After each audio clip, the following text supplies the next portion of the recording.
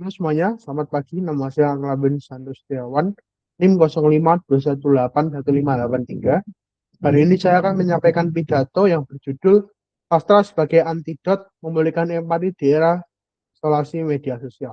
Oke, sebelum saya mulai, saya ingin kita semua melakukan evaluasi kecil. Silakan Anda ingat-ingat, sejak bangun tidur hingga detik ini, sudah berapa banyak video pendek, reels, atau meme yang Anda gulir di layar ponsel? Puluhan atau mungkin ratusan. Dari ratusan konten yang lewat hitungan detik tersebut, bahwa banyak yang benar-benar membuat Anda berhenti sejenak, merenung, dan benar-benar peduli dengan perasaan orang yang Anda dalam layar itu. Kemungkinan besar sangat sedikit.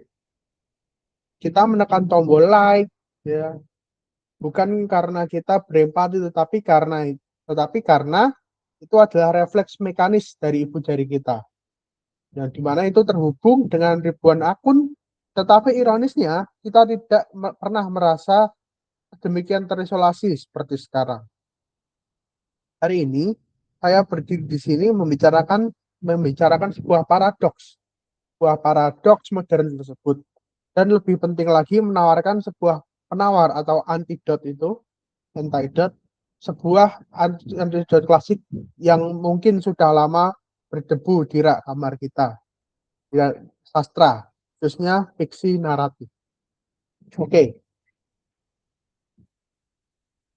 mari kita lihat realitasnya terlebih dahulu. Sebuah studi dipublikasikan oleh American Journal of Preventive Medicine mengungkap sebuah korelasi yang menyedihkan, di mana tingginya frekuensi dan durasi atau screen time media sosial kita berbanding lurus dengan peningkatan persepsi isolasi sosial pada kaum dewasa muda. Interaksi kita di ranah digital mendadak menjadi sangat dangkal. Percakapan tergantikan oleh emoji, kedalaman emosi direduksi menjadi kolom komentar yang penuh dengan reaktivitas impulsif, bukan pemahaman. Akibatnya, otot empati kita melemah karena kita jarang digunakan untuk benar-benar memahami kompleksitas manusia lain. Lalu bagaimana melatih otot empati itu kembali? Melatih otot empati kita kembali, jawabannya adalah dengan membaca pada lembaran cerita fiksi. Riset empiris dari jurnal Science membuktikan bahwa karya sastra fiksi secara signifikan meningkatkan apa yang disebut oleh psikolog sebagai theory of mind. Ini adalah kapasitas fundamental otak kita untuk memahami bahwa orang lain memiliki pemikiran, kepercayaan, dan keinginan yang berbeda dengan kita. Ketika kita membaca literacy of fiction, kita tidak bertindak sebagai penonton pasif seperti saat menggulir media sosial, tetapi kita dipaksa masuk ke dalam pikiran karakternya.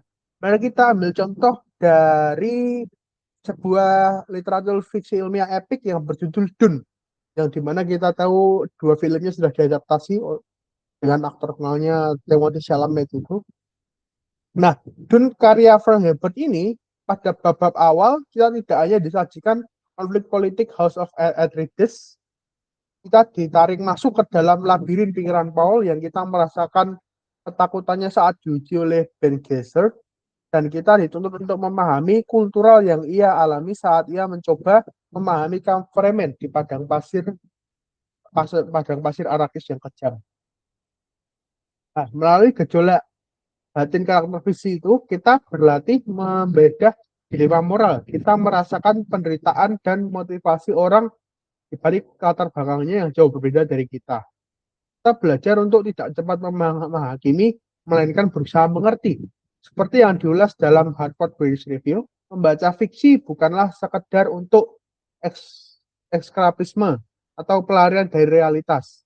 Tetapi membaca fiksi adalah metode fundamental untuk membangun kecerdasan emosional atau EQ, yang dimana itu adalah simulator penerbangan untuk kehidupan sosial manusia.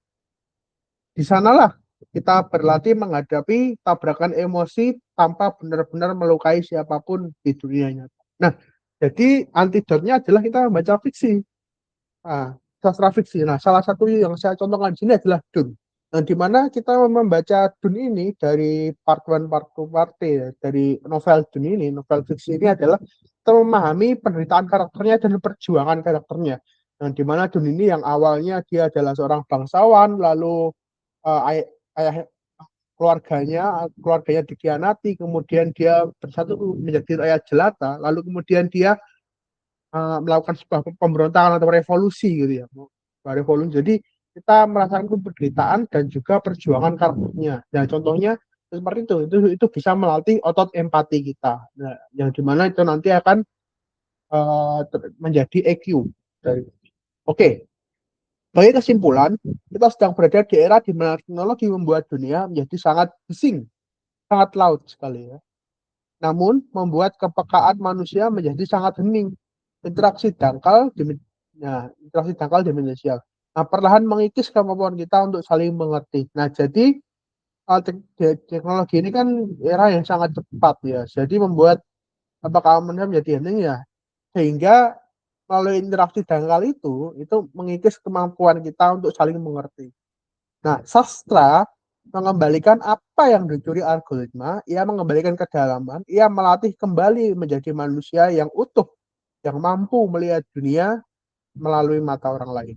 Oleh karena itu, saya menantang Anda semua hari ini, nanti malam, sebelum Anda tidur, letakkan ponsel Anda 30 menit lebih awal, ambil sebuah novel, buka bab pertamanya, dan biarkan diri Anda tersesat dalam kehidupan karakter di dalamnya, latihlah kembali empati Anda satu halaman pada satu waktu.